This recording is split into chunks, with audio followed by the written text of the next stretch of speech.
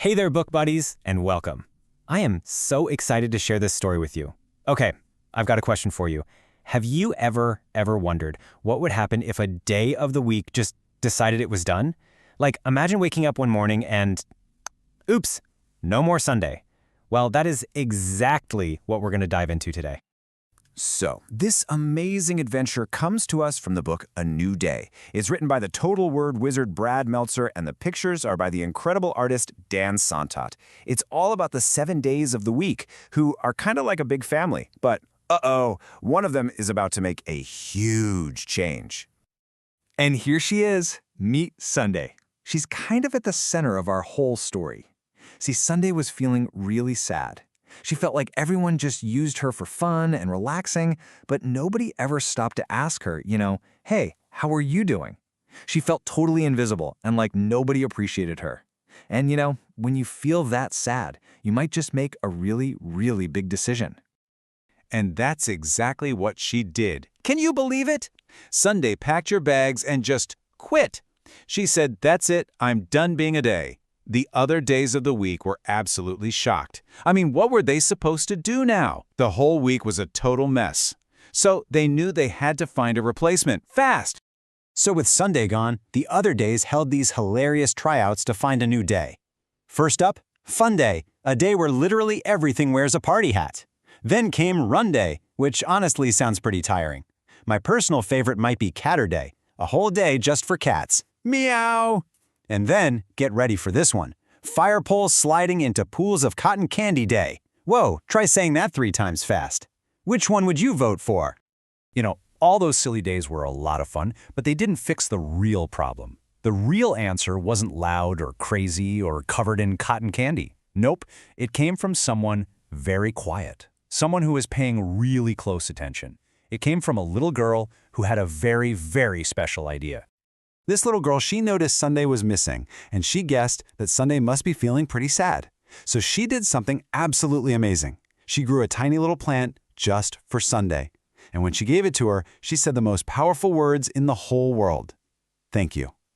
She didn't want a new, silly day. She just really, truly appreciated the one she already had. And the second Sunday heard those magic words, thank you, something incredible happened. Just look. Before, she was all gray and droopy and sad, but after, wow, she was bursting with bright, happy rainbow colors. She finally felt seen, she felt important, and you know what? She wanted to be Sunday again. What that little girl used, well, I like to call it thank you magic. It's this special power that happens when you say thank you. And it doesn't just make the other person feel amazing, it makes you feel awesome too. And here's the best part. This isn't some make-believe power. It is a real superpower that every single one of us has inside of us right this very second. So the big question is, how can you use this power? How can you become a thank you superhero? Well, guess what? It's way easier than you think. Are you ready to get your first superhero missions? All right, here we go. Your official superhero missions. Mission 1. At home, find somebody in your family and thank them for making you dinner or reading you a story. Mission 2.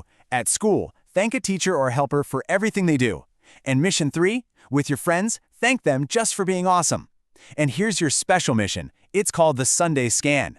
Every week, just look around and find one person who looks like they could really use a thank you, and give them one. And, hey, you can practice your superpowers with these super fun games. First, try creating your very own silly day. What would you call it? Pizza Day? Maybe Unicorn Day? You could also grow a thank you plant for someone special, just like the girl in the book. Or you could start a new family tradition, like a gratitude circle, where everyone at dinner shares one thing they're thankful for. How cool is that? If you thought this story was awesome, you are going to love these books too. First, there's The Day the Crayons Quit, where the crayons get tired of their jobs, just like Sunday did. And then there's The Important Book, which is all about noticing the really special things about everyday stuff that we sometimes forget to appreciate. They're both perfect for thank you superheroes in training. Okay, just a quick note for the grown-ups who might be watching. This book is such a fantastic way to start a conversation with your kids about all the invisible helpers in our lives. The people who do so much for us that we sometimes forget to thank. It's a really great and gentle way to make gratitude a fun, daily habit. So, when we put it all together, what's the big lesson from our story today? It's really simple. but it's super important.